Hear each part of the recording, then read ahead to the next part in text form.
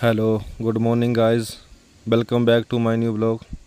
उम्मीद करता हूँ कि आप सभी लोग ठीक होंगे और मेरे ब्लॉग को देखकर अभी मेरी वीडियो को लाइक शेयर ज़रूर करेंगे। और अभी हम चलते हैं, सुबह घर से निकल पड़े ऑफिस के लिए। और ऑफिस पहुंचकर हमें फ़र्स्ट कंप्लेंट करने के लिए चक में जाना था और चक के लिए निकल जाते हैं अटेंडेंस लगाकर। और वहाँ पर पहुँच कर हम सबसे पहले अपने ट्रांसफार्मर पर निगाह मारते हैं। उससे पहले हम जो अभी चक के लिए निकल रहे हैं, रास्ते में आपको थोड़ा सा व्यू उसका दिखाया। वहाँ पर पहुंचकर सबसे पहले हमने ट्रांसफार्मर के ऊपर एचटी फ्यूज़ों को निगाह मारी, तो एचटी के 2 फ्यूज़ डिफ्यूज़ हो चुके थे। और हमने फिर एलटी के फ्यूज़ चेक किए। एलटी के फ्यूज़ देखने पर हमें यह पता चला कि एलटी के फ्यूज़ सभी ओके हैं, तो एलटी का कोई फॉल्ट तो नहीं है।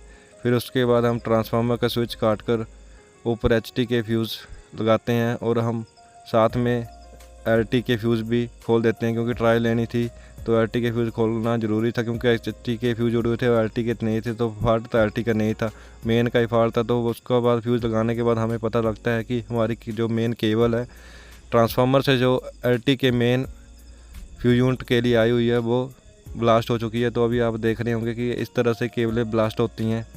और इसको केबल को काट कर हम दोबारा से रिकनेक्ट कर देते हैं। और अभी हम ट्रांसफार्मर की मेन केबल और सर्किट के 2 केबलों के न्यूट्रल का जॉइंट कर रहे हैं।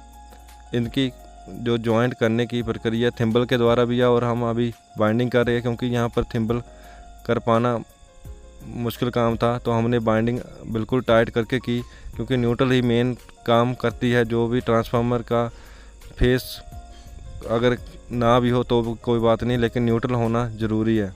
उसके बाद हम यहाँ से ट्रांसफार्मर का पूरा काम करने के बाद, केबल को कनेक्ट करने के बाद, हम ट्रांसफार्मर का स्विच लगाते हैं। तो ऊपर हमें मेल फीमेल में स्पार्किंग नज़र आती है। तो हम सोचते हैं कि शायद मेल फीमेल में स्पार्किंग है, लेकिन नहीं, वहाँ पर जो फीमेल का जैम्पर था उसमें से स्पार्किंग हो रही थी।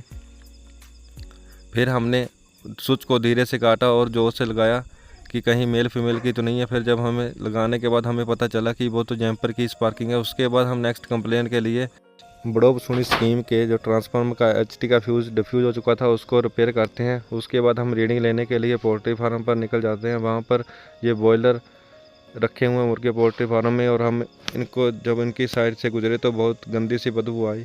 उसके बाद हम निकल जाते हैं शालीमार, जो कि यहाँ पर कुछ समय पहले लोग बोल रहे थे कि बूचड़ खाना खोल रहा है, और स्थानीय लोगों द्वारा इसको बंद करवा दिया गया। लेकिन हमारा यहाँ पे एक टेम्परेरी मीटर है, उसकी रीडिंग लेंगे। उसके बाद हम बिड्समा स्कूल में जाते हैं।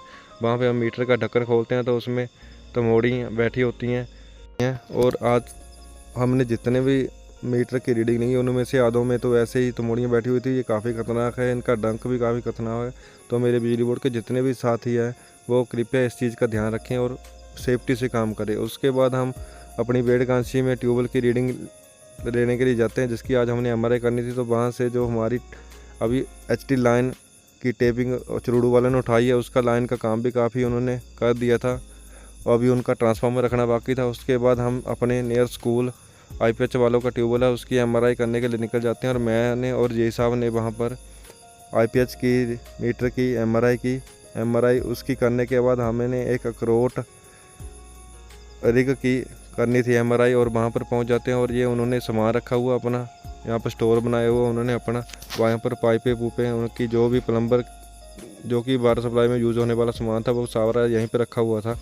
उसके बाद हम वहाँ से अपने दफ्तर के लिए निकल आते हैं, और दफ्तर में हम फिर अटेंडेंस लगाकर घर के लिए निकल देते हैं। और रास्ते में जाते जाते हमने देखा कि बादल काफ़ी हो रहे हैं, तो आज बारिश का भी लग रहा था, बारिश होगी।